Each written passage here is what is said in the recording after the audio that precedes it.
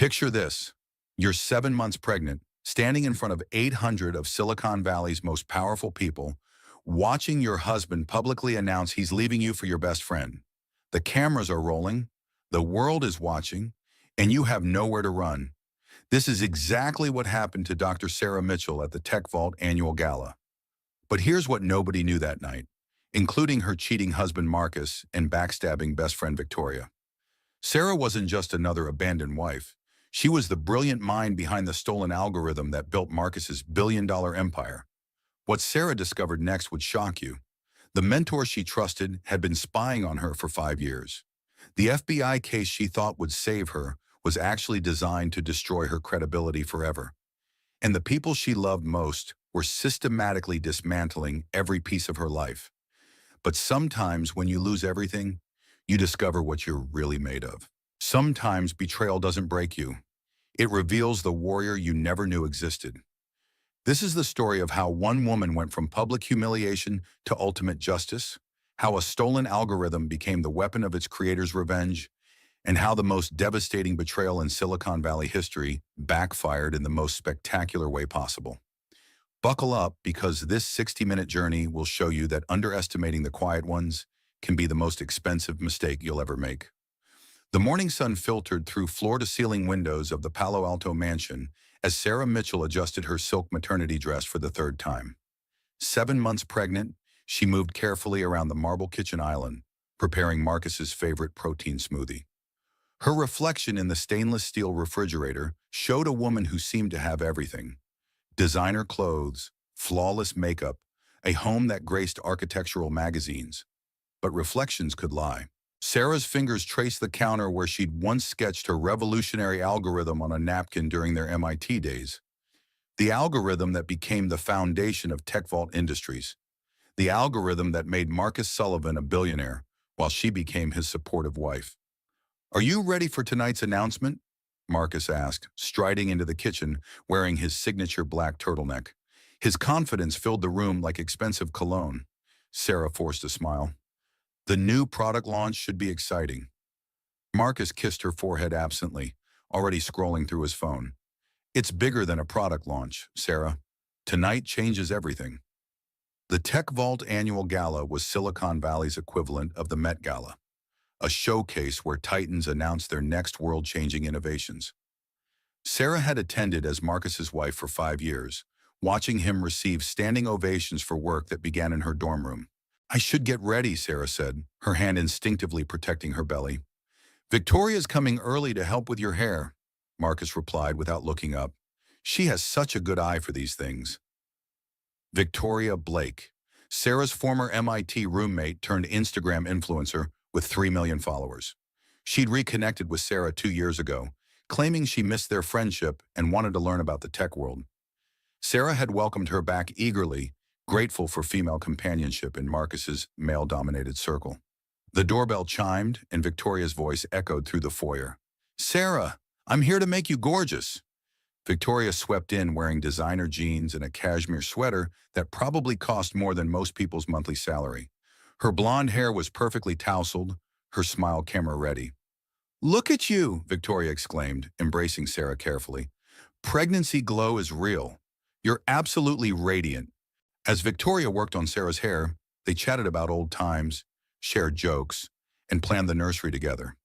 Sarah felt the warm comfort of genuine friendship, something rare in her current world of networking and social climbing. "Marcus seems excited about tonight," Victoria observed, applying Sarah's lipstick with professional precision. "He's been mysterious about the big announcement," Sarah admitted, "but he loves surprises." Victoria's hand paused for just a moment before continuing. "Men and their surprises, sometimes they can be so unpredictable." Something flickered in Victoria's eyes, but Sarah dismissed it as imagination. After all, Victoria had become one of her closest confidants, someone who understood both her past and present.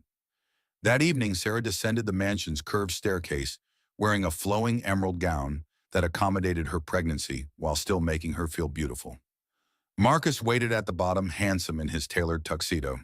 "You look perfect," he said, but his tone was oddly clinical. The drive to the Fairmont Hotel passed in comfortable silence. Sarah watched the city lights blur past, thinking about the baby's room they'd finally finished painting last week. Soft yellow walls with white trim, gender neutral because they wanted to be surprised. The hotel ballroom sparkled with crystal chandeliers and the conversation of 800 tech industry luminaries. Cameras flashed as Sarah and Marcus posed on the red carpet. She'd learned to angle her body to minimize her pregnancy silhouette. Marcus preferred her to look professional rather than maternal at these events. Ladies and gentlemen, the evening's host announced, please welcome Tech Vault Industries CEO Marcus Sullivan for this evening's keynote address. Sarah found her reserved seat in the front row as Marcus took the stage. His presence commanded the room immediately. 5 years ago, Tech Vault revolutionized data processing with our core algorithm, Marcus began, his voice carrying easily through the sound system. Tonight, I announce the next evolution of our company. Sarah smiled proudly, remembering how nervous Marcus used to get before presentations. She'd helped him practice for hours in their apartment. But first, Marcus continued, I want to share something personal. Great innovations require great partnerships. They require honesty, vision, and the courage to embrace change. Sarah's smile widened. He was going to acknowledge her contributions publicly. After years of standing in the shadows, Marcus was finally going to tell the truth about their collaboration. Ladies and gentlemen, Marcus's voice grew stronger. I'm honored to introduce my new partner in business and in life. Please welcome Victoria Blake. The spotlight shifted, and Victoria emerged from backstage wearing a stunning red gown. She moved with the confidence of someone who belonged in the spotlight, waving to the audience as cameras flashed frantically. Sarah's breath caught. Her hands gripped the armrests of her chair as confusion flooded her mind. This wasn't the announcement she'd expected. This wasn't supposed to be Victoria's moment. Victoria brings fresh perspective and marketing genius to Tech Vault, Marcus continued as Victoria joined him on stage. But more importantly, she brings honesty to my personal life. The ballroom fell silent except for the mechanical clicks of cameras. Sarah and I are divorcing, Marcus announced with the same tone he'd used to discuss quarterly earnings. Victoria and I are building a future together, both personally and professionally. The words hit Sarah like physical blows. The ballroom spun around her as 800 pairs of eyes turned to stare. Camera flashes exploded like lightning strikes, capturing her shock, her pain, her complete devastation. On stage, Victoria smiled brilliantly and took Marcus's hand, the same hand that had held Sarah's during ultrasound appointments. The same hand that had promised forever just 7 months ago when they learned about the pregnancy. Sarah tried to stand, tried to leave, but her legs wouldn't cooperate. The baby kicked hard, as if sensing her distress. Around her, the murmur of voices grew louder as reporters realized they were witnessing the biggest scandal in Silicon Valley history. Marcus's eyes found hers across the ballroom. For just a moment, she saw something that might have been regret. Then his expression hardened, and he looked away. Sarah finally managed to stand, her movements awkward and unsteady. She walked toward the exit as dignity demanded, even as her world collapsed around her. Behind her, she could hear Marcus continuing his presentation, as if he hadn't just destroyed his pregnant wife's life on international television. The hotel lobby felt like an Arctic wasteland. Sarah's phone buzzed incessantly with calls from reporters, friends, and concerned family members. The doorman helped her into a taxi, his expression professionally neutral despite the obvious drama. As the taxi pulled away from the hotel, Sarah saw the breaking news alert flash across the driver's phone screen. Tech Vault CEO dumps pregnant wife for Instagram influencer at company gala. The algorithm of betrayal had just gone viral, and Sarah Mitchell was the target. The taxi ride home felt eternal. Sarah stared out the window at the familiar Silicon Valley landscape that suddenly felt foreign and hostile. Every billboard, every office building, every coffee shop reminded her that this was Marcus's kingdom now, a place where she'd been publicly exiled. Her phone continued its relentless buzzing. Text messages flooded in from acquaintances offering hollow sympathy and journalists requesting statements. Sarah turned off the device, craving silence in the chaos. The mansion's driveway was empty. Marcus's Tesla and Victoria's white BMW were nowhere to be seen. Sarah fumbled with her keys, her hands shaking from adrenaline and shock. The familiar click of the front door opening should have brought comfort. Instead, it felt like entering a mausoleum. The house she'd spent 3 years turning into a home now felt like a stage set. Every carefully chosen piece of furniture, every family photo, every personal touch mocked her with memories of a life that had apparently been an illusion. Sarah climbed the stairs slowly, her pregnancy making each step deliberate. The nursery door stood open, revealing the yellow walls they'd painted together just last weekend. The crib Marcus had assembled with theatrical enthusiasm. The mobile she'd chosen because it played Brahms's lullaby. A sob escaped her throat before she could stop it. Then another. Soon she was crying with the kind of raw desperation that came from the soul, sitting on the nursery floor with her back against the wall, her hands protectively covering her belly. "I'm sorry, baby," she whispered to her unborn child. "I'm so sorry you have to come into this mess." The doorbell rang at midnight. Sarah ignored it, assuming it was reporters, but the ringing persisted, followed by familiar knocking. "Sarah, open up! I know you're in there." Dr. Elena Rodriguez's voice carried through the door. Sarah's former MIT advisor and current venture capitalist had been like a mother to her during graduate school. Elena was one of the few people Sarah trusted completely. Sarah opened the door to find Elena holding Chinese takeout and wearing an expression of fierce protectiveness. "I saw the news," Elena said simply. "Have you eaten?" They sat in the kitchen while Elena unpacked containers of Sarah's favorite dishes. The older woman's presence was like a warm blanket after stepping in from a blizzard. "I should have seen this coming," Sarah said, picking at her lomine. "The signs were all there. Marcus becoming distant. Victoria asking so many questions about the business. The late-night meetings that supposedly couldn't wait." Elena set down her chopsticks and fixed Sarah with an intense stare. "How long have you been thinking it was your fault?" "I don't know what you mean." "Yes, you do. You're sitting here analyzing your own behavior instead of recognizing that you've been systematically betrayed by two people you trusted." Sarah's defenses crumbled. "What if I wasn't enough? What if I was too focused on the pregnancy, too boring, too—" "Stop!" Elena's voice cut through the self-doubt like a blade. "Marcus Sullivan built his entire empire on your algorithm. The man stole your work, took credit for your innovation, and now he's discarding you like you're some kind of inconvenience. This isn't about you not being enough. This is about him being a thief and a coward."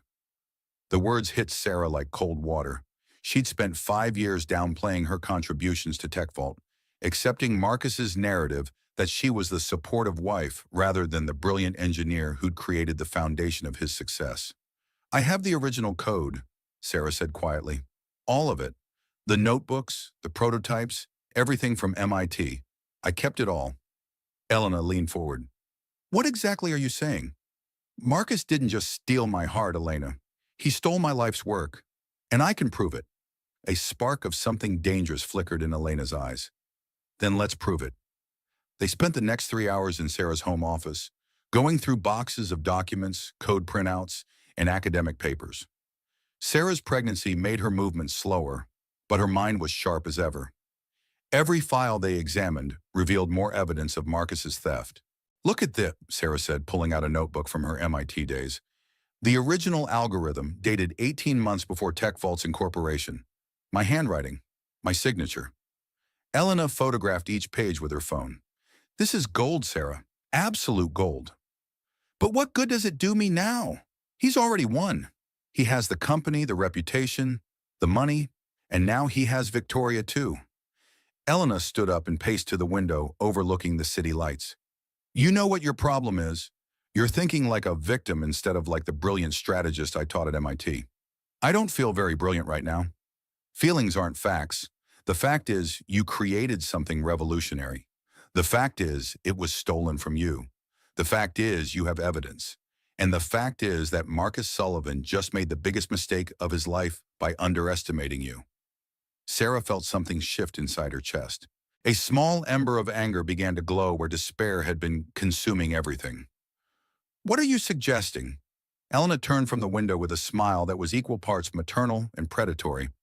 "I'm suggesting we remind Silicon Valley who the real genius is in this story. But I'm 7 months pregnant. I'm about to be divorced. I have no money, no company, no platform. You have something better than all of that, Elena said. You have the truth. And in this industry, the truth has a way of burning down empires built on lies. Sarah looked around the office that had been her sanctuary for 3 years. The walls were covered with her architectural sketches for the house, her coding certifications, and photos from MIT. This was who she really was. Not Marcus's accessory, but Dr. Sarah Mitchell, the woman who'd revolutionized data processing before she was 25. Where do we start? Sarah asked. Elena's smile widened. We start by making some calls. I know every major investor in the Valley, every journalist who covers tech, every board member who values innovation over personality. Marcus thinks he's untouchable because he's charming and you're quiet. He's about to learn that quiet people aren't weak people. This could get ugly. Honey, it's already ugly. The question is whether you want to lie down and let them walk over you, or whether you want to stand up and fight for what's rightfully yours. Sarah placed her hands on her belly, feeling the baby's gentle movements. Her child deserved better than a mother who accepted defeat. Her child deserved to know that their mother was a fighter, a creator, a force to be reckoned with.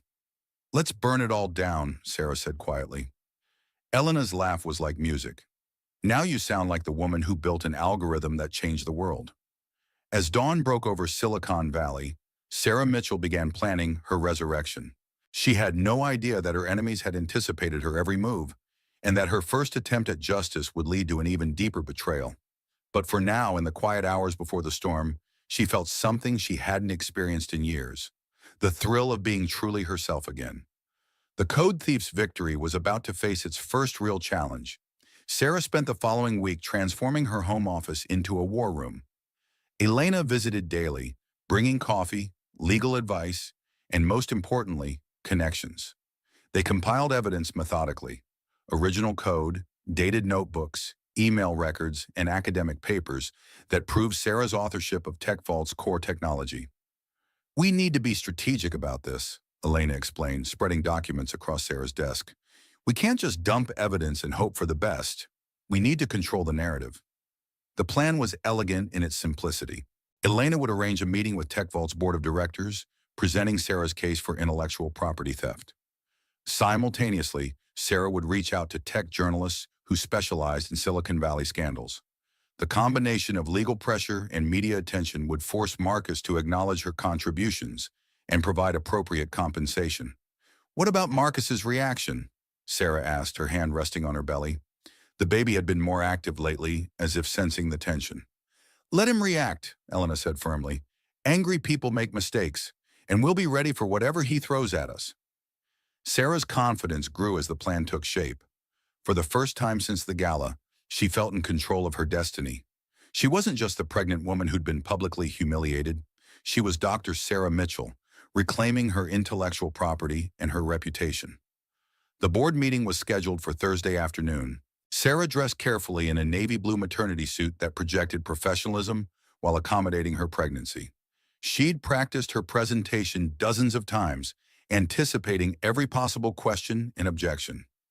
TechVault's headquarters gleamed like a modern cathedral, its glass facades reflecting the California sun. Sarah had helped choose this building 3 years ago, working with architects to create spaces that fostered innovation. Now she was entering as an outsider, seeking justice. Elena met her in the lobby, impeccably dressed and radiating confidence. Remember, we're not asking for charity. We're demanding recognition of your rightful intellectual property. The boardroom on the 20th floor overlooked the entire valley. 8 executives sat around a mahogany table, their expressions ranging from curious to skeptical. Sarah recognized most of them from company parties where she'd played the role of Marcus's supportive wife. Ladies and gentlemen, Elena began, we're here to discuss a matter of intellectual property that forms the foundation of TechVault Industries. Sarah opened her laptop and began her presentation. She walked through the timeline methodically: her graduate research at MIT, the development of the algorithm, her collaboration with Marcus, and his subsequent appropriation of her work. As you can see, Sarah said, displaying her original code on the conference room screen, the core algorithm that drives TechVault's success was developed entirely by me between January and September of 2018. Mr. Sullivan's contributions were limited to business development and marketing. The room was silent except for the hum of air conditioning. Sarah could feel the weight of their attention, could see several board members taking notes. "This is quite a serious allegation," said Board Chairman Robert Chen. "Do you have additional documentation to support this claim?" Sarah smiled. This was exactly the question she'd hoped for. She produced 3 notebooks, 2 academic papers, and a series of emails that established an unbreakable timeline of her work. "Furthermore," Elena added, "Dr. Mitchell is prepared to demonstrate the algorithm's functionality using variations that were never implemented in TechVault's commercial product." For 45 minutes, Sarah presented her case with the precision of a surgeon and the passion of someone fighting for her life's work. She answered every question, addressed every concern, and watched several board members' expressions shift from skepticism to belief. "We'll need time to review this material," Chairman Chen said finally, "but I want to assure Dr. Mitchell that this board takes intellectual property matters very seriously." As they left the building, Sarah felt lighter than she had in weeks. "That went perfectly," she told Elena. "Did you see how they responded when I showed them the original algorithm variations?" "You were brilliant," Elena agreed. "Absolutely brilliant. Marcus is going to have a very difficult conversation with his board tomorrow." That evening, Sarah allowed herself to imagine victory. Maybe she'd get her rightful credit. Maybe she'd receive financial compensation. Maybe her child would grow up knowing their mother was a respected innovator rather than a tabloid footnote. Her optimism lasted exactly 18 hours. Elena called Friday morning, her voice tight with anger. "Sarah, we have a problem, a big problem." "What happened?" "I just got off the phone with Chairman Chen.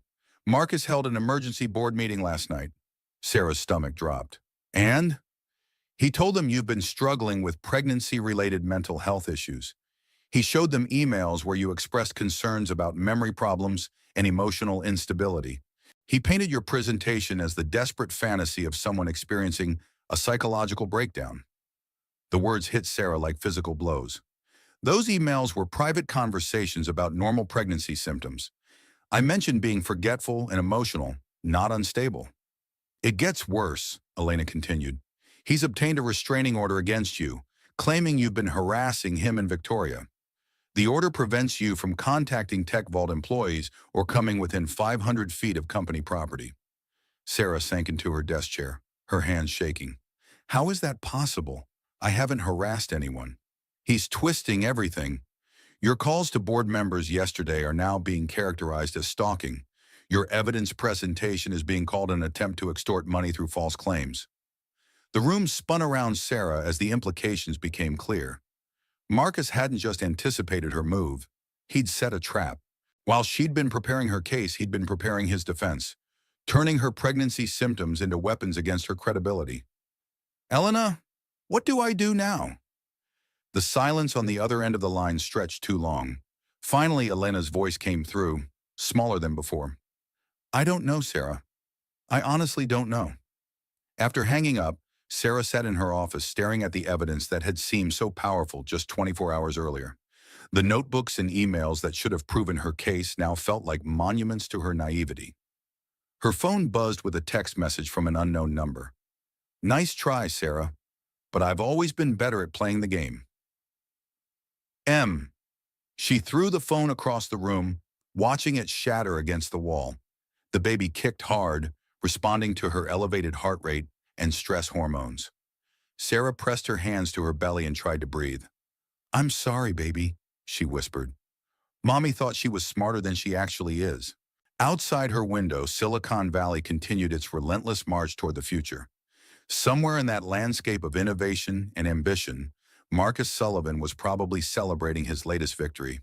And Victoria Blake was probably posting Instagram stories about her exciting new life as a tech executive's girlfriend. Sarah had struck her first blow in the war for her intellectual property and her dignity. She'd lost spectacularly, and now she was worse off than before. The restraining order meant she couldn't even approach the building where her stolen algorithm was generating millions in revenue. But deep in her chest, beneath the despair and humiliation, a small flame of anger continued to burn. Marcus had won this battle by being more ruthless than she'd imagined possible. If Sarah wanted to win the war, she'd have to learn to fight on his level. The question was whether she had the strength to become the kind of person who could beat Marcus Sullivan at his own game, and whether she could do it before her child was born into a world where their mother was remembered as a failed extortionist rather than a brilliant engineer. The first strike had failed, but the war was far from over. Dr. Elena Rodriguez had always been Sarah's anchor in the storm, so when she called 3 weeks after the restraining order disaster with excitement in her voice, Sarah felt her first glimmer of hope in ages. "I've been doing some quiet investigation," Elena said over coffee in Sarah's kitchen. "Marcus isn't as untouchable as he thinks he is." Sarah looked up from her laptop where she'd been researching landlord-tenant law. With divorce proceedings looming and her access to joint accounts frozen, she was facing the reality of needing to find somewhere more affordable to live. "What kind of investigation?" Elena pulled out a thick folder. "Financial irregularities. Marcus has been moving money through offshore accounts, claiming research and development expenses that don't match any actual R&D projects. I have contacts at 3 different investment firms who are starting to ask questions. Elena, I can't afford to get involved in another legal battle. The restraining order means I can't even—" "You don't understand," Elena interrupted. "This isn't about your intellectual property anymore. This is about federal financial crimes, securities fraud, tax evasion, the kind of charges that destroy people regardless of how charming they are." Sarah felt her pulse quicken. "You're talking about going to the FBI. I'm talking about justice, Sarah. Real justice. Not just getting credit for your algorithm, but watching Marcus face consequences for every crime he's committed." The plan Elena outlined was meticulous. Over the past 3 weeks, she'd been reaching out to former Tech Vault employees, investors, and business partners. A pattern of financial misconduct emerged that went far beyond stealing Sarah's code. "Marcus has been cooking the books for years," Elena explained, "inflating user numbers, hiding expenses, lying to investors about revenue projections. The Tech Vault success story is built on fraud from top to bottom." Sarah studied the documents Elena had compiled. Bank records, email exchanges, financial statements that told a story of systematic deception. It was overwhelming and convincing. "Why didn't anyone notice this before?" "People see what they want to see," Elena said. "Marcus is charismatic. He tells a good story, and everyone was making money, so nobody looked too closely at the details." "Except you," Elena smiled grimly. "I've been in this business for 20 years. I know what real innovation looks like, and I know what dressed-up theft looks like. Marcus is a con artist who got lucky when he met you." The evidence was compelling, but Sarah hesitated. Her last attempt at confronting Marcus had backfired spectacularly.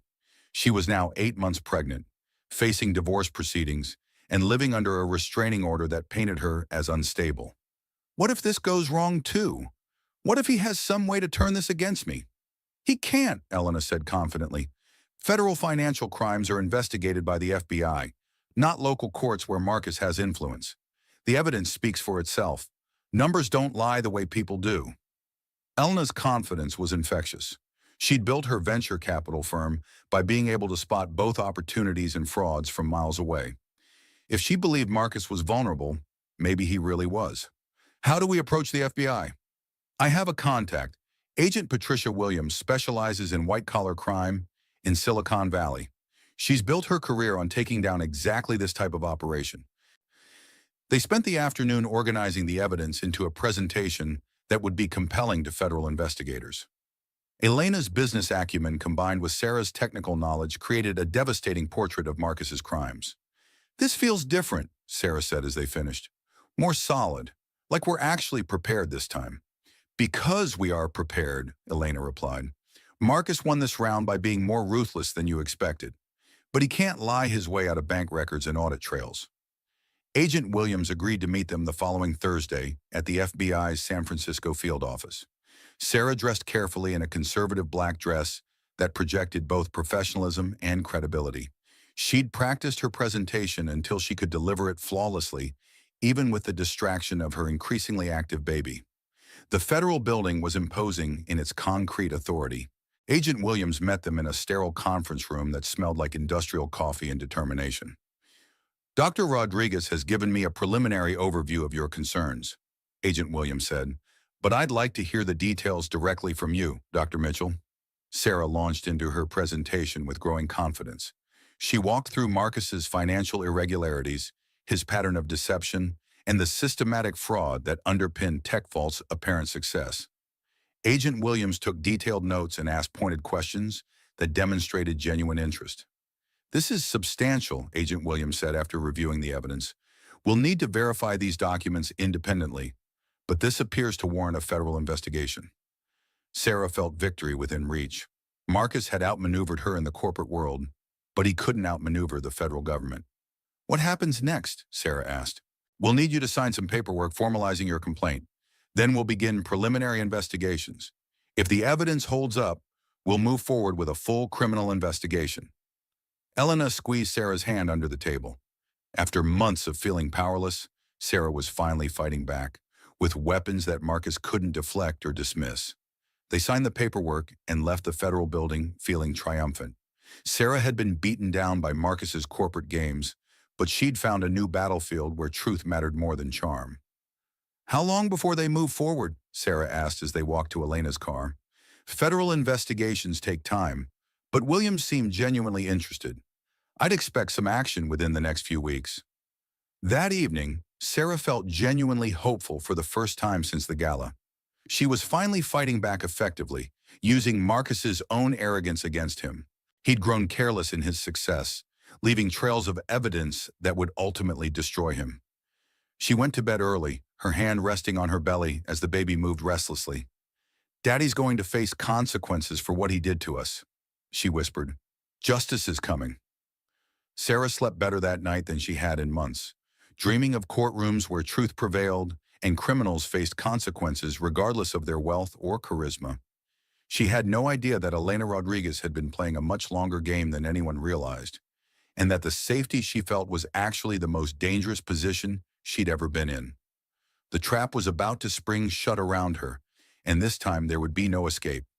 Sarah woke up Friday morning feeling lighter than she had in months. The FBI meeting had gone perfectly, and Agent Williams had seemed genuinely committed to investigating Marcus's crimes. For the first time since the gala, Sarah felt like she was winning. Her optimism lasted exactly 47 minutes. Elena called at 8:15, her voice strangely formal. "Sarah, we need to meet. There's been a development in the FBI situation." "Good news or bad news?" A pause that lasted too long. "We should discuss this in person." They met at a coffee shop in downtown Palo Alto, far from Sarah's neighborhood, where reporters occasionally lurked hoping for photos of the scorned tech wife. Elena arrived carrying a briefcase and wearing an expression Sarah had never seen before. Cold, calculating, almost predatory. "The FBI investigation has been suspended," Elena said without preamble. Sarah's coffee cup froze halfway to her lips. "What do you mean suspended?" "Agent Williams called me this morning. Apparently some irregularities were discovered in the evidence we provided." "What kind of irregularities?" Elena opened her briefcase and pulled out a legal document.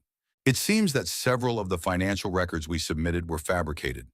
Agent Williams is concerned that we were attempting to file a false report against a prominent CEO." Sarah stared at the document, her mind struggling to process the words. "That's impossible. You verified all those records yourself." "Sarah," Elena's voice was gentle now, almost pitying, "I think the stress of your situation may have clouded your judgment. Some of the documents you provided to me appear to have been altered." "I didn't alter anything." Sarah's voice rose, causing other patrons to stare. "Elena, you know I didn't fabricate evidence. You were there when we compiled everything." Elena's expression remained neutral, professional. "I'm concerned about you, Sarah. The failed intellectual property claim, now this attempt to file false criminal charges, it suggests a pattern of behavior that's concerning." The world tilted around Sarah. Her mentor, her closest ally, was suggesting she was mentally unstable. "Elena, you know me. You've known me for 8 years. You know I would never fabricate evidence. I know the Sarah I taught at MIT, but pregnancy can cause significant psychological changes. Combined with the stress of your divorce and public humiliation." "Stop." Sarah's voice was barely a whisper. "Just stop." Elena leaned forward with what appeared to be genuine concern. Sarah, I think you need professional help. The kind of behavior you've been exhibiting, the false claims, the evidence fabrication, the obsession with proving Marcus wrong, these aren't the actions of someone thinking clearly. Sarah felt her chest tightening, making it hard to breathe. You're working with him. I'm sorry. You're working with Marcus. This whole thing was a setup. Elena's laugh was soft and pitying. Sarah, that's exactly the kind of paranoid thinking I'm worried about. Not everyone is conspiring against you, but Sarah's mind was racing now, connecting dots she'd been too trusting to see. Elena's sudden interest in helping, her mysterious sources of information about Marcus's finances, her confidence that the FBI would be interested in their case. How long? Sarah asked quietly. How long what? How long have you been working with Marcus? Elena's mask finally slipped, just for a moment. A flicker of something cold and satisfied crossed her face before the concerned expression returned. Sarah, you're having some kind of episode. This paranoid thinking is dangerous for you and your baby. Answer me, Elena. How long have you been working with Marcus? Elena sighed and closed her briefcase. Since about 6 months after you graduated from MIT. The admission hit Sarah like a physical blow. What? Marcus contacted me when TechVault started gaining traction. He was concerned about potential intellectual property claims from former students. I assured him that you were too focused on domestic life to be a threat. Sarah's hands began to shake. You've been reporting on me to Marcus for 5 years? I've been protecting a valuable business relationship. Marcus pays my firm a substantial consulting fee for technology evaluation services. And monitoring his ex-student? Elena's smile was sharp now, no longer pretending warmth. Among other things, the coffee shop around them seemed to fade away as Sarah realized the depth of her betrayal. Elena hadn't just been working with Marcus. She'd been actively sabotaging Sarah's attempts to reclaim her intellectual property. The evidence we showed to the FBI? Carefully crafted to be obviously fake upon professional examination. Agent Williams is a thorough investigator. She spotted the inconsistencies immediately. You destroyed my credibility. I protected Marcus's business interests. Nothing personal, Sarah, just business. Sarah stood up abruptly, her chair scraping against the floor. Other customers turned to stare at the pregnant woman whose face had gone pale with shock. You were my teacher, my mentor. I trusted you completely. Elena remained seated, perfectly composed. And that trust has been very useful. Marcus needed to know what you were planning so he could stay ahead of your moves. Why? Sarah's voice cracked. Why would you do this to me?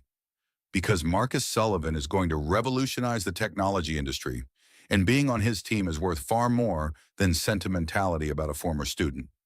Elena stood and adjusted her jacket with businesslike efficiency. Sarah, I strongly recommend you seek psychiatric care. The pattern of false accusations and evidence fabrication suggests serious mental health issues that could affect your fitness as a mother. The threat was clear. Elena wasn't just cutting ties. She was positioning herself to testify against Sarah in any future custody proceedings. One last piece of advice, Elena said, picking up her briefcase. Stop fighting battles you can't win. You're a brilliant engineer, but you're terrible at corporate warfare. Marcus is simply better at this game than you are. Elena walked away, leaving Sarah alone at a table littered with the debris of her shattered trust. Around her, normal people continued their normal conversations about normal problems. None of them had just discovered that their closest ally had been working for their enemy for 5 years. Sarah's phone buzzed with a text message from Marcus. I told you I've always been better at playing the game. Your friend Elena sends her regards. The baby kicked hard, responding to Sarah's elevated stress levels. She pressed her hands to her belly and tried to breathe, but the coffee shop felt like it was closing in around her. She'd been completely alone for months without realizing it. Every conversation with Elena, every piece of advice, every moment of apparent support had been a lie designed to keep Marcus ahead of her moves. Sarah finally understood why Marcus had seemed so confident at the gala. He'd known she would try to fight back because Elena had been reporting her every plan. He'd been ready for the intellectual property claim, ready for the FBI complaint, ready for everything because he'd had a spy in Sarah's inner circle from the beginning. Walking out of the coffee shop into the harsh California sunshine, Sarah realized she was facing the complete destruction of her life. She had no allies, no credibility, no resources. She was 8 months pregnant, facing divorce proceedings, and now potentially facing questions about her mental health and fitness as a mother. Marcus hadn't just stolen her algorithm and married her best friend. He'd systematically destroyed every avenue of resistance, every relationship she might have used to fight back. For the first time since the gala, Sarah wondered if she should simply surrender. Maybe Elena was right. Maybe she was terrible at corporate warfare. Maybe it was time to stop fighting battles she couldn't win. But as she stood on the sidewalk with her hand on her belly, feeling her baby's strong kicks, Sarah realized surrender wasn't an option. Her child deserved better than a mother who gave up when things got difficult. She'd been betrayed by everyone she trusted. She'd lost every battle she'd tried to fight. But somewhere in the wreckage of her shattered life, there had to be a way forward. She just had to find it before Marcus destroyed what little she had left. The betrayal by Elena left Sarah in complete isolation. Returning to her empty mansion, she realized how thoroughly Marcus had orchestrated her destruction. Every ally had been compromised, every strategy anticipated, every move countered before she'd even made it. Sarah spent the weekend in a haze of shock and grief.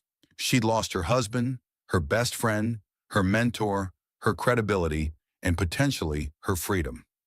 The baby kicked constantly now, as if sensing the chaos in her mother's emotional state. Monday morning brought the first catastrophe.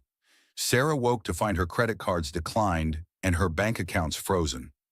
A letter from Marcus's attorney explained that due to her unstable behavior and attempts to defraud federal investigators, all joint financial accounts had been suspended pending psychiatric evaluation.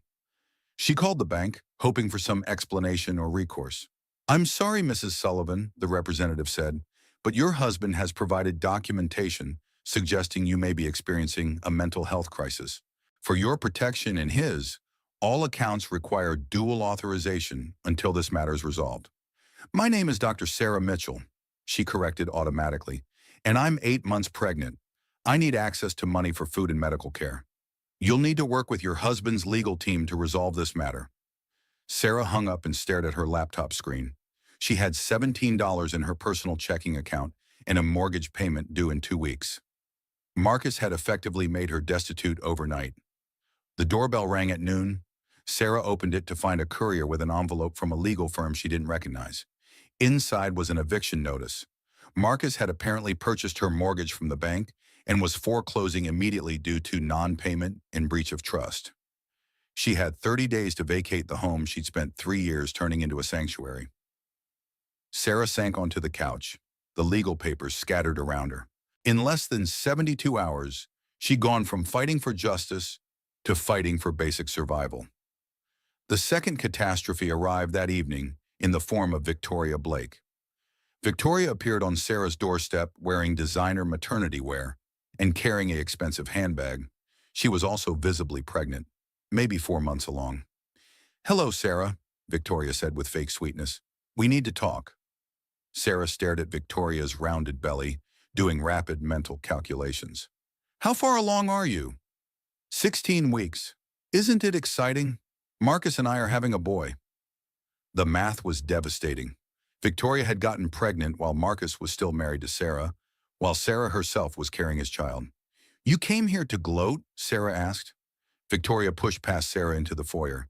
"I came here to offer you a way out of this mess you've created." "What mess I've created?"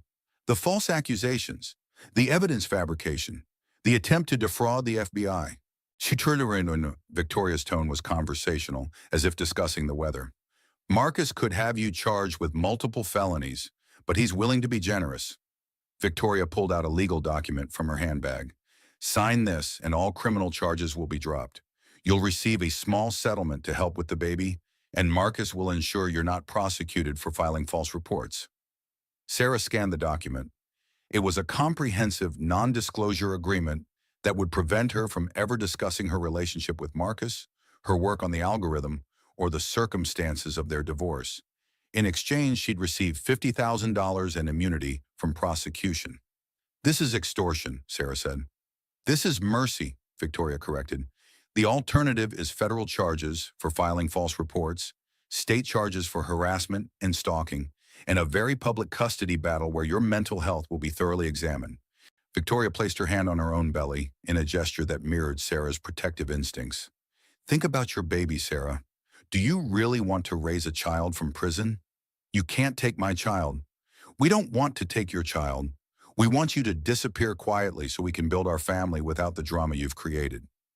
Sarah felt trapped between impossible choices.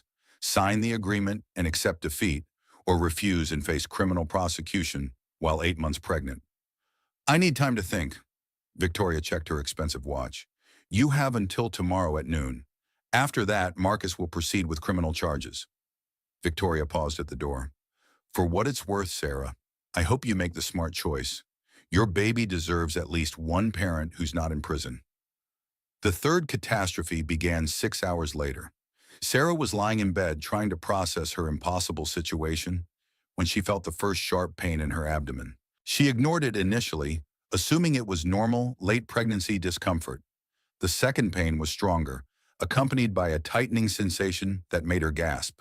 By the third contraction, Sarah realized she was going into premature labor. She called 911, her voice shaking as she described her symptoms. The ambulance arrived within minutes, but the 20-minute ride to the hospital felt eternal. Your blood pressure is dangerously elevated, the EMT told her. We need to get you to the hospital immediately. In the emergency room, Dr. Patricia Chen examined Sarah with efficient professionalism. You're experiencing preterm labor, likely triggered by severe stress. We're going to try to stop the contractions and keep the baby inside for a few more weeks. Is my baby going to be okay? We're going to do everything we can, but I need you to stay calm and avoid any additional stress. Sarah almost laughed. Avoid stress while facing eviction, criminal charges, financial ruin, and custody threats. The medication stopped the contractions, but Dr. Chen's expression remained concerned. Mrs. Mitchell, your stress levels are extremely dangerous for both you and your baby. Is there someone we can call? Family? Friends? Sarah stared at the hospital ceiling. Her parents lived across the country and barely spoke to her since she'd married Marcus. Her sister was deployed overseas with the military. Elena had betrayed her. Victoria was carrying her husband's child. There's no one, Sarah said quietly. Dr. Chen sat on the edge of the bed. Sarah, I'm going to be very direct with you. If your stress levels don't decrease significantly, you're at serious risk of losing this baby. Whatever is happening in your life, you need to find a way to resolve it quickly. I can't resolve it. It's impossible. Nothing is impossible, but you have to prioritize your baby's health over everything else. Sarah closed her eyes and felt tears sliding down her cheeks. She was lying in a hospital bed, alone and broke, while her husband and former best friend prepared to build a life together. She was facing criminal charges for trying to reclaim her stolen work. She was about to be evicted from her home and potentially separated from her child, and now her baby's life was in danger because of the stress caused by all of it. I don't know what to do anymore, Sarah whispered. Dr. Chen squeezed her hand gently. Sometimes when everything falls apart, that's when we discover what we're really made of. But as Sarah lay in the hospital bed, surrounded by monitors tracking her baby's heartbeat, she couldn't imagine how anyone could survive the systematic destruction Marcus had orchestrated. She had 36 hours to decide whether to sign Victoria's agreement or face criminal prosecution while trying to save her pregnancy. For the first time since the gala, Sarah wondered if maybe Elena had been right. Maybe she really was terrible at corporate warfare. Maybe it was time to accept defeat before she lost the only thing that truly mattered, her baby's life. The 3 catastrophes had left her with no good choices and no hope of victory. All she had left was the decision of how to surrender. Sarah spent 3 days in the hospital while doctors monitored her blood pressure and the baby's vitals. The stress-induced complications had stabilized, but Dr. Chen was adamant about the need for complete rest and elimination of external pressures. I'm discharging you tomorrow, Dr. Chen said during her evening rounds. But you need a safe, stable environment. Do you have somewhere to go? Sarah stared out the window at the Silicon Valley skyline that had once felt like home. I'm working on it. She wasn't working on it. She was lying in a hospital bed with nowhere to go and no one to call. The eviction notice gave her 3 more weeks, but she couldn't afford the mortgage payments anyway. Marcus's legal team had made it clear that any attempt to contest the foreclosure would be met with immediate criminal charges. Victoria's non-disclosure agreement sat on the bedside table, unsigned. $50,000 in exchange for her silence and dignity. It would be enough to rent a small apartment and buy time to figure out her next move. Or she could refuse to sign and face federal charges while 8 months pregnant and homeless. The knock on her hospital room door came at 9 p.m. Sarah expected another nurse with medication, but instead found a man in his 60s wearing work clothes and an expression of barely controlled anger. "Sarah Mitchell?" "Yes, I'm your father." Sarah hadn't seen James Mitchell in 3 years.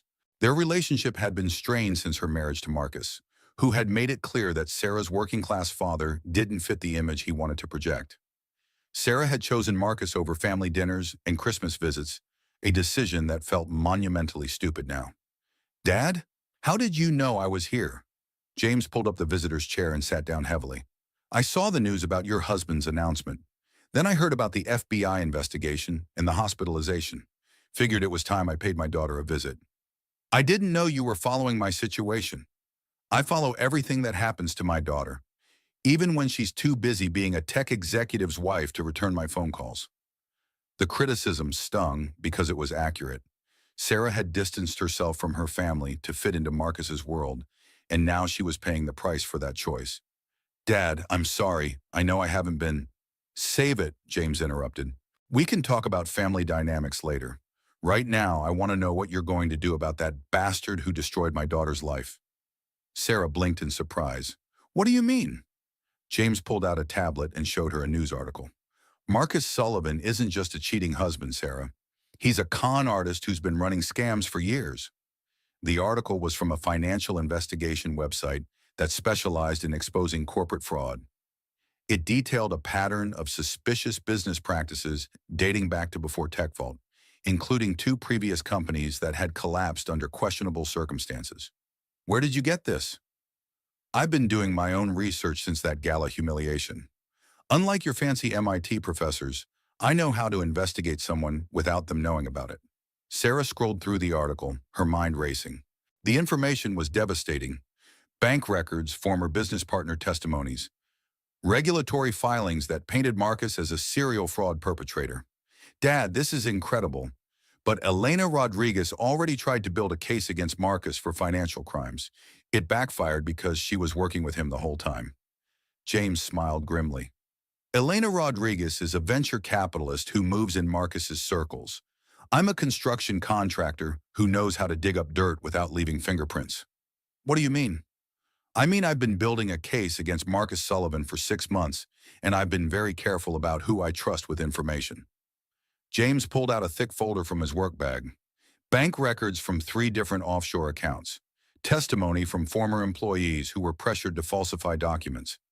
Evidence of tax evasion going back 5 years. Sarah stared at the documents, hardly daring to hope. "How did you get all this?" "Turns out when you spend 40 years building houses, you meet a lot of people. Accountants, lawyers, government employees. People who don't like seeing rich boys steal from honest workers." But Elena said federal investigators spotted fabricated evidence immediately. "Because Elena Rodriguez gave them fabricated evidence. The real evidence is rock solid." James leaned forward, his voice intense. "Sarah, your husband isn't just a cheater. He's a criminal who's been stealing from investors and employees for years. The algorithm he stole from you is just the beginning." For the first time in weeks, Sarah felt a spark of hope. "What are you proposing?" "I'm proposing we destroy Marcus Sullivan the same way he destroyed you. Completely and publicly. Dad, I'm 8 months pregnant and facing criminal charges. I can't fight another legal battle." "You won't have to. I've already been fighting it." James pulled out his phone and showed her a contact list. FBI agent Patricia Williams, Securities and Exchange Commission investigator Robert Chen, IRS Criminal Investigation Division agent Maria Santos. "You've been talking to federal investigators?" "I've been providing them with evidence. Real evidence, not the garbage Elena Rodriguez fed them. They're very interested in Marcus Sullivan." Sarah felt her heart racing, but this time from excitement rather than fear. What do they say? They say they have enough evidence to prosecute Marcus for multiple felonies. They're just waiting for the right moment to move. When? James smiled for the first time since entering the room. Tomorrow morning. Marcus Sullivan is going to be arrested at the Tech Vault offices in front of every reporter and investor in Silicon Valley. Sarah stared at her father in amazement. While she'd been playing corporate games and trusting the wrong people, James Mitchell had been quietly building an airtight case against her ex-husband. How long have you been planning this? Since the day that pompous ass made it clear I wasn't good enough to be part of your life. I've been waiting for him to screw up badly enough to give me an opening. And the gala provided that opening? The gala proved he was reckless enough to think he was untouchable. Men like Marcus always get careless when they think they've won completely. Sarah felt tears building in her eyes, but they were tears of relief rather than despair. Dad, I don't know what to say. Say you're ready to watch justice get served. What about Victoria's ultimatum? She wants me to sign an NDA by tomorrow noon, or they'll file criminal charges. James laughed, a sound devoid of humor. Victoria Blake is going to have bigger problems than non-disclosure agreements. Turns out pregnant mistresses aren't exempt from accessory charges when they help cover up financial crimes. She's going to be arrested too? She's been helping Marcus move money through her social media accounts. The FBI is very interested in her banking records. Sarah closed her eyes and let the relief wash over her. After months of feeling helpless and outmaneuvered, she was finally going to see Marcus face consequences for his actions. There's one more thing, James said quietly. The algorithm you developed at MIT, the real one, not the simplified version Marcus commercialized. What about it? The government wants to license it for national security applications. They're offering a very substantial licensing fee. How substantial? Enough to buy your own company and compete directly with TechVault. Sarah opened her eyes and looked at her father with newfound respect.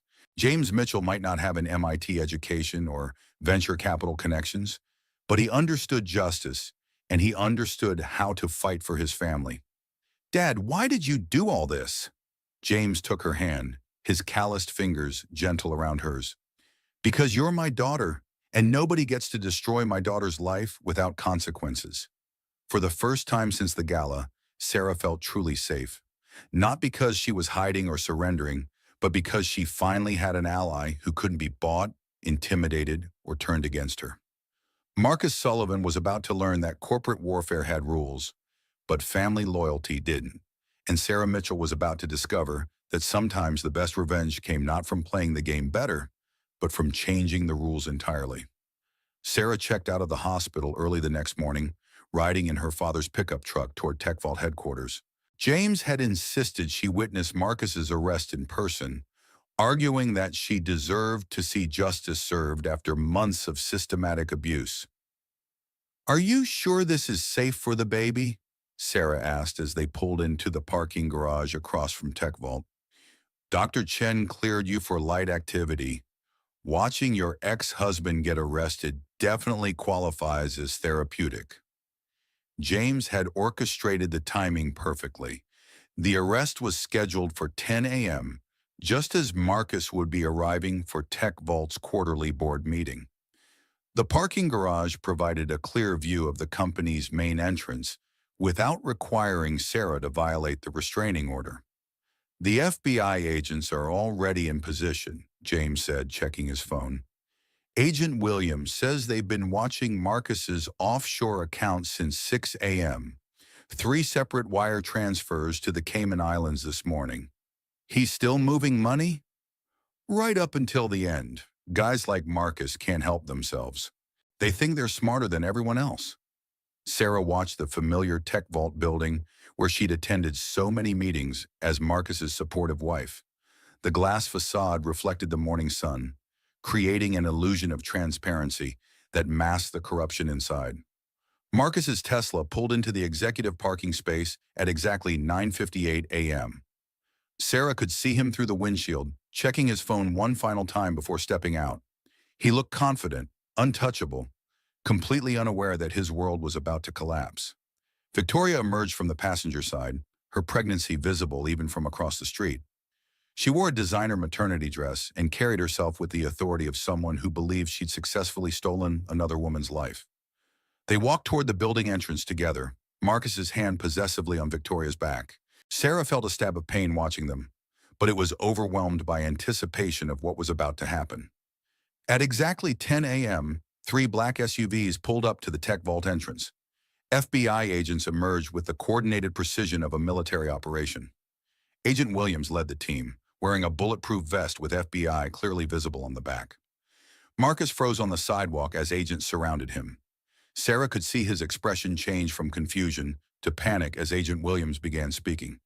Marcus Sullivan, you're under arrest for securities fraud, money laundering, and conspiracy to commit tax evasion. Even from across the street, Sarah could hear the words clearly. Agent Williams' voice carried across the courtyard as camera phones appeared in windows throughout the surrounding buildings. Marcus's hands were cuffed behind his back as Agent Williams continued reading his rights.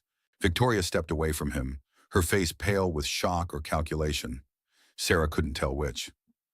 Victoria Blake, Agent Williams turned to Sarah's former friend. You're also under arrest for conspiracy to commit money laundering and accessory to securities fraud. Victoria's confident facade crumbled instantly. She began protesting loudly, claiming she had no knowledge of any crimes, but a female agent was already approaching with handcuffs. This is incredible, Sarah whispered, watching her two primary tormentors being led away in handcuffs. This is just the beginning, James replied. The IRS seized all of Marcus's accounts this morning. The SEC is freezing Tech Vault's assets pending investigation, and immigration is reviewing Victoria's visa status in light of the criminal charges. What happens to Tech Vault? The board will probably try to distance themselves from Marcus and restructure. But without the stolen algorithm as their competitive advantage, they're just another mid-tier tech company. Sarah watched as Marcus and Victoria were placed in separate FBI vehicles. Marcus caught sight of the parking garage where she was watching, and their eyes met across the distance. For a moment, she saw raw hatred in his expression, but it was quickly replaced by something that looked like fear. The man who had humiliated her in front of the world was now being humiliated in front of that same world. The difference was that Marcus's humiliation was earned. How did you coordinate all this? Sarah asked as the FBI vehicles drove away. Turns out when you have solid evidence of federal crimes, law enforcement agencies are very motivated to act quickly, James said. Plus, Marcus's arrogance worked against him. He kept committing new crimes even after the investigation started. Sarah's phone buzzed with notifications as news of the arrest spread across social media. The same platforms that had mocked her months earlier were now covering Marcus's downfall. Tech Vault CEO arrested in federal fraud investigation. Silicon Valley power couple facing multiple felonies. Pregnant mistress arrested with married CEO. The narrative had shifted completely. Sarah was no longer the abandoned pregnant wife. She was the whistleblower who had helped expose a massive corporate fraud. James Mitchell gets the credit for the investigation, Agent Williams had told reporters. But his daughter, Dr. Sarah Mitchell, provided crucial technical expertise that helped us understand the scope of the financial crimes. Dad, you're giving me credit I don't deserve. You deserve a lot more credit than you've been getting. That algorithm Marcus stole, the government licensing deal I mentioned, is worth $8.7 million. Sarah stared at her father in shock. $8.7 million?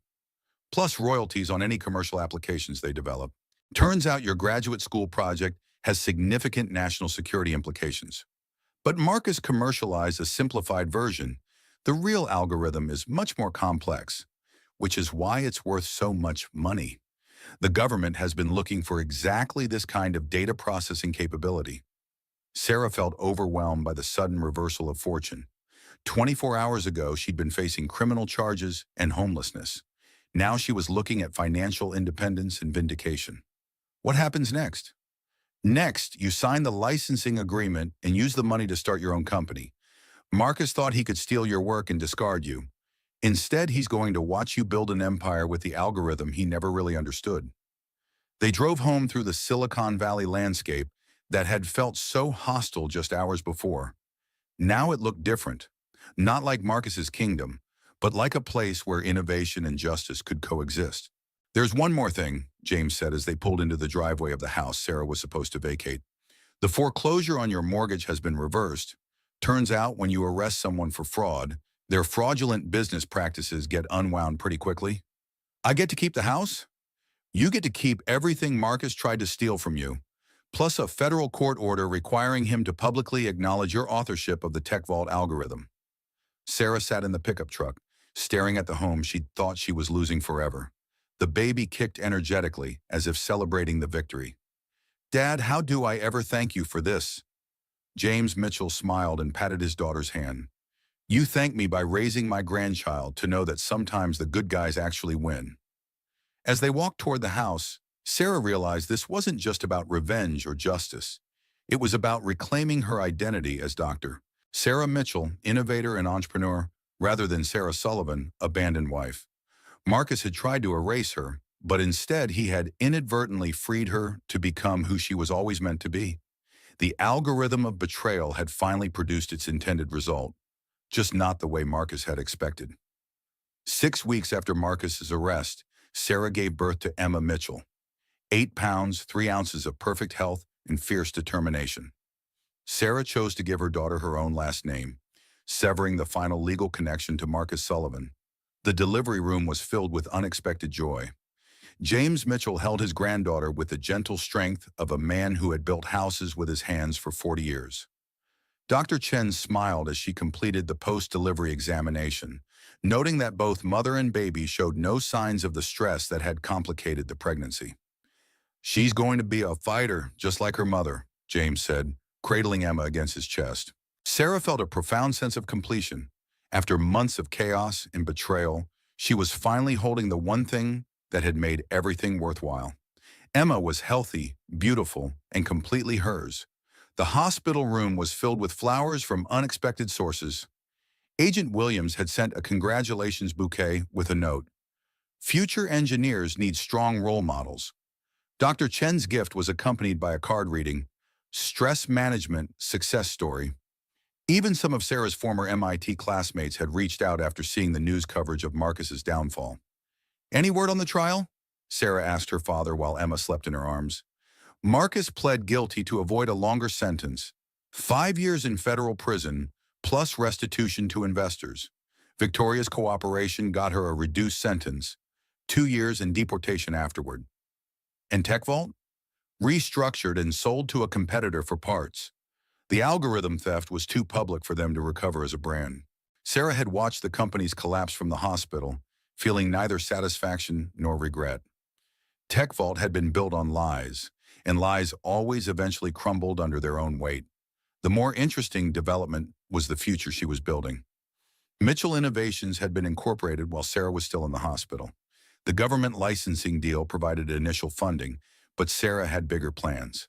The simplified algorithm Marcus had stolen was just one application of her broader research into data processing optimization.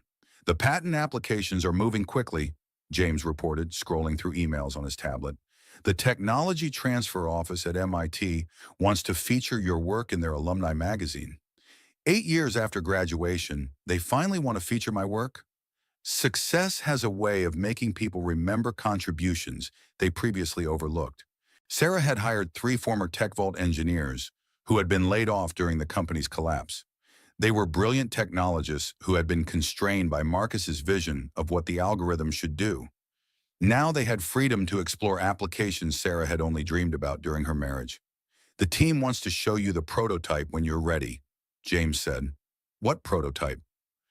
"Artificial intelligence integration with your core algorithm. They think it could revolutionize everything from medical diagnostics to climate modeling." Sarah looked down at Emma, who was sleeping peacefully despite the conversation about world-changing technology happening around her. "She's going to grow up in a very different world than I did. She's going to grow up knowing her mother is a brilliant innovator who built an empire through intelligence and determination." The hospital room door opened and Dr. Rodriguez entered, carrying flowers and wearing an expression of nervous uncertainty. "Elena," Sarah said, her voice carefully neutral. "Sarah, I hoped I could. I wanted to apologize." James Mitchell stood up, his protective instincts immediately activated. "I think you should leave." "Dad, it's okay," Sarah said, though she made no effort to sound welcoming. Elena approached slowly, as if entering a hostile negotiation. I know my apology doesn't change anything, but I need you to know that I regret my choices. Which choices specifically? Spying on me for 5 years or destroying my credibility with the FBI? All of it, everything. I convinced myself I was making smart business decisions, but I was really just helping a criminal destroy someone I cared about. Sarah studied her former mentor's face, looking for signs of genuine remorse or continued manipulation. Elena looked older, more tired, as if the weight of her choices had finally caught up with her. What do you want from me, Elena? Nothing. I don't deserve anything from you. I just wanted you to know that watching Marcus get arrested was the first time in months that I felt like justice still existed in the world.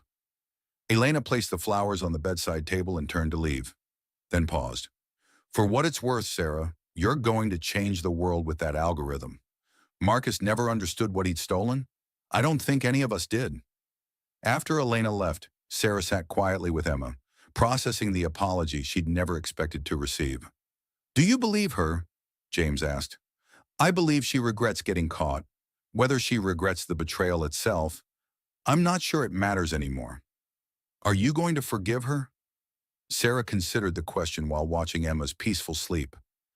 I'm going to focus on building something positive instead of carrying anger about the past. 2 days later, Sarah brought Emma home to the house she'd almost lost.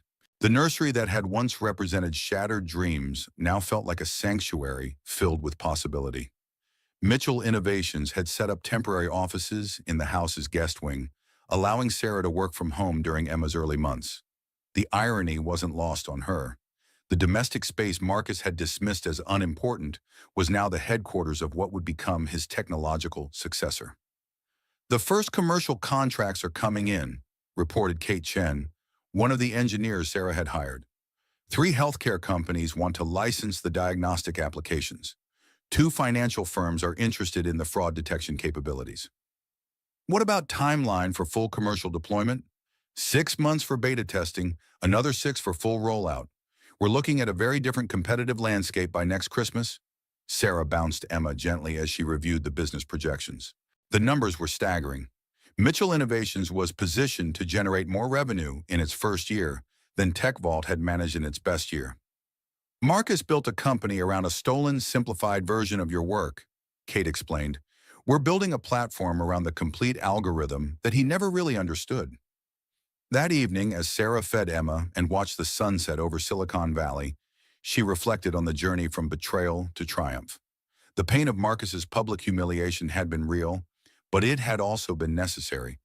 Without that betrayal, Sarah might never have discovered her own strength or reclaimed her identity as an innovator. Emma finished her bottle and settled against Sarah's shoulder, making the small, contented sounds of a well-fed baby.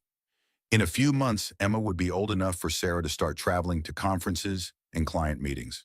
By the time Emma was walking, Mitchell Innovations would likely be one of the most prominent technology companies in Silicon Valley. Your daddy tried to erase Mommy from the history books, Sarah whispered to Emma, but instead, he gave Mommy the motivation to write a completely new chapter. The algorithm of betrayal had run its course, generating unexpected outputs that transformed every variable in the equation. Sarah Mitchell was no longer the abandoned wife of a tech CEO. She was Dr. Sarah Mitchell, founder and CEO of the company that would define the next generation of artificial intelligence. And Emma Mitchell would grow up knowing that sometimes the most devastating betrayals lead to the most extraordinary comebacks. 1 year later, Sarah stood on the stage of the Tech World Conference, the same event where Marcus had once given keynote speeches about vision and innovation. Now she was the featured speaker, addressing 3,000 technology leaders about the future of ethical artificial intelligence. Emma sat in the front row with James, wearing a tiny dress that read, "Future Engineer," and clapping enthusiastically at random moments. At 14 months old, she had inherited Sarah's determination and James's unshakable confidence in the face of authority. Artificial intelligence isn't just about processing power, Sarah told the audience. It's about understanding the human element in every algorithm we create. The speech was being live-streamed to over 1 million viewers worldwide. Mitchell Innovations had become synonymous with responsible AI development, setting industry standards for ethical data processing and transparent algorithmic decision-making. When we develop technology, we're not just writing code. We're writing the rules that will govern how future generations interact with information, how they make decisions, how they understand their world. Sarah had intentionally chosen this conference for her first major public address since Marcus's arrest. Tech World had been his domain for 5 years, and she wanted to demonstrate that leadership in Silicon Valley could be about substance rather than showmanship. The algorithm that founded Mitchell Innovations was originally stolen and commercialized without my knowledge or consent, Sarah continued, addressing the controversy directly. But theft taught me something valuable about the responsibility that comes with innovation. The audience was completely silent, hanging on every word. Sarah's story had become legendary in tech circles. The brilliant engineer who had been betrayed by her husband and mentor, only to build an empire that surpassed both of their accomplishments. We have an obligation to ensure that our innovations serve humanity rather than exploiting it. Technology should empower people, not manipulate them. After the speech, Sarah was surrounded by reporters, investors, and fellow entrepreneurs. The contrast with her last public appearance at a tech event was stark. Instead of being humiliated and abandoned, she was being celebrated and courted. Dr. Mitchell, can you comment on rumors that Mitchell Innovations is developing medical AI that could revolutionize cancer diagnosis? We're always exploring applications that could improve human health and well-being. Any specific announcements will come through proper channels. What's your response to Marcus Sullivan's recent interview where he claimed partial credit for your algorithm? Sarah smiled calmly. Mr. Sullivan is entitled to his opinions from federal prison. The intellectual property courts have already settled questions about algorithm authorship. Marcus had indeed given an interview to a business magazine, attempting to rehabilitate his image by claiming he had been a collaborative partner in developing the technology. The article had been quickly debunked by MIT professors who confirmed Sarah's sole authorship of the original research. Dr. Mitchell, are you concerned about competing with former colleagues who learned from your work at TechVault? Competition drives innovation. I welcome former TechVault employees to develop their own approaches to AI development. The field is large enough for multiple perspectives. Sarah had actually hired several of Marcus's former employees, recognizing that many of them were talented engineers who had been constrained by his poor leadership. Two of her former adversaries were now key contributors to Mitchell Innovations' research team. After the conference, Sarah returned to her hotel suite where Emma was napping under James's watchful supervision. How did it go? James asked quietly. Better than I expected. 3 potential partnerships, 2 acquisition offers, and 1 marriage proposal from a venture capitalist who apparently finds successful women irresistible. Are you considering any of the offers? Sarah looked out the window at the Silicon Valley landscape that had once felt so hostile. The partnerships, yes. The acquisition offers and marriage proposal, no. Mitchell Innovations was approaching a valuation of $500 million, but Sarah had no intention of selling. She'd built something more valuable than money, a company culture based on integrity and innovation rather than exploitation and theft. There's something else, James said, handing her a legal document. The final settlement from Marcus's restitution payments. Sarah scanned the paperwork. Marcus had been ordered to pay damages to everyone he'd defrauded, including Sarah. The amount was substantial, enough to fund Mitchell Innovations' expansion for the next 5 years without outside investment. Blood money, Sarah said quietly. Justice money, James corrected. Money that should have been yours from the beginning. Emma woke up from her nap and immediately reached for Sarah, babbling enthusiastically about her day with Grandpa. Sarah lifted her daughter, marveling at how much Emma had grown in just 14 months. She's starting to say mama more clearly, James reported, and she definitely knows the word no. Wonder where she gets that determination from, Sarah laughed. That evening, as they prepared to fly back to San Francisco, Sarah received an unexpected phone call from Agent Williams. Dr. Mitchell, I wanted to give you an update on the Victoria Blake situation. What about her? She's been released from federal custody and is scheduled for deportation to the UK next month. but she's requested a meeting with you before she leaves the country. Sarah was quiet for a moment, watching Emma play with her travel toys. What does she want? She claims she has information about other technology companies where Marcus may have used similar fraudulent practices. She's offering to cooperate in exchange for a chance to apologize to you in person. Is the information credible? Our initial assessment suggests it could be. Victoria kept detailed records of Marcus's activities, apparently as insurance against exactly what ended up happening.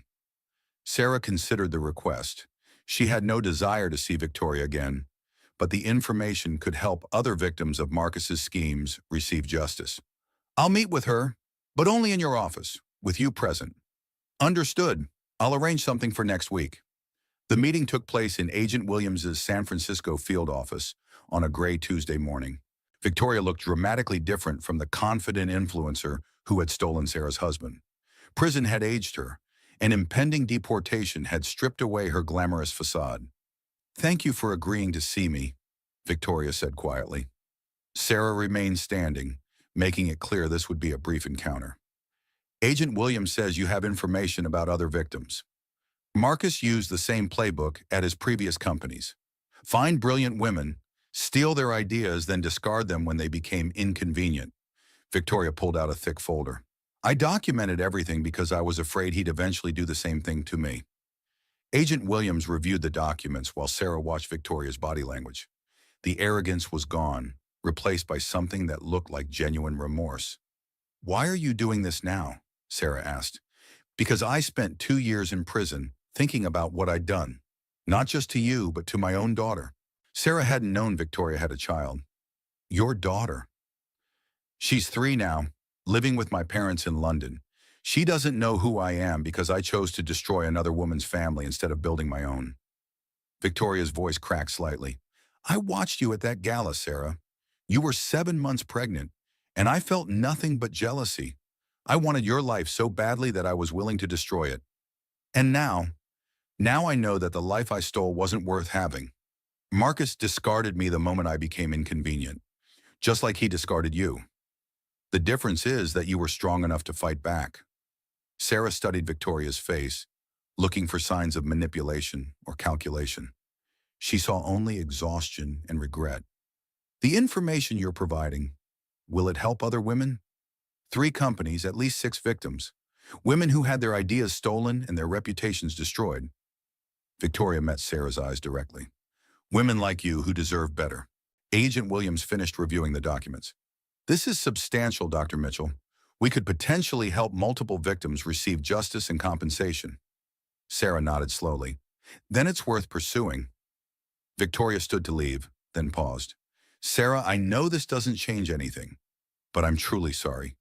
You were a good friend, and I destroyed that friendship for something that was never real.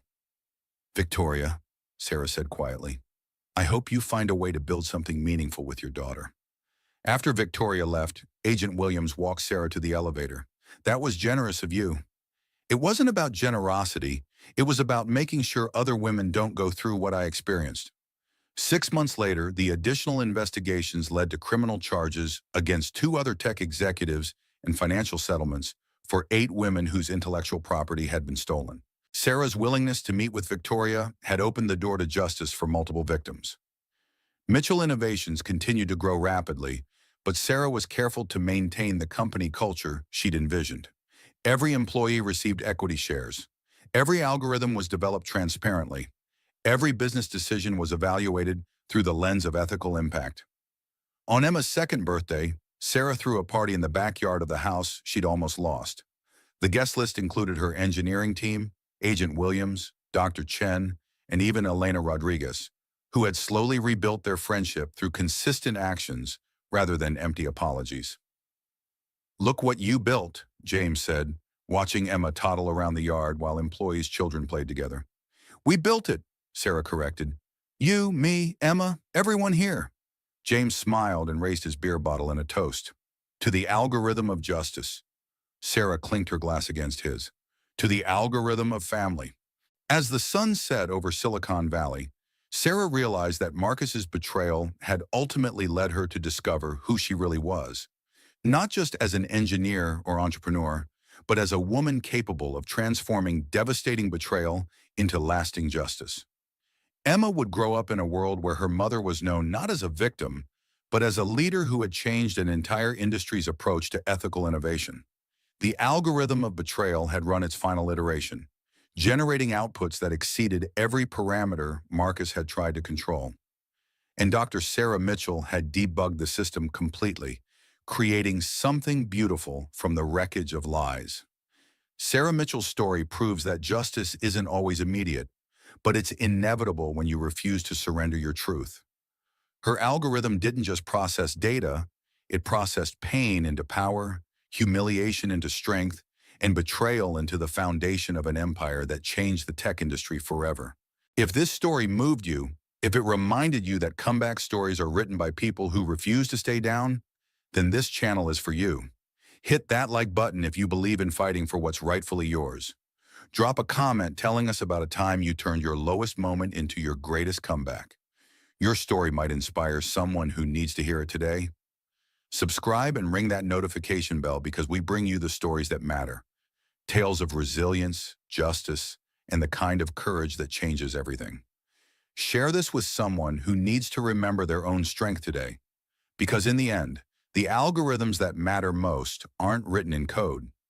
They're written in the choices we make when the world tries to erase us. We'll see you in the next story, where ordinary people do extraordinary things when they refuse to accept defeat.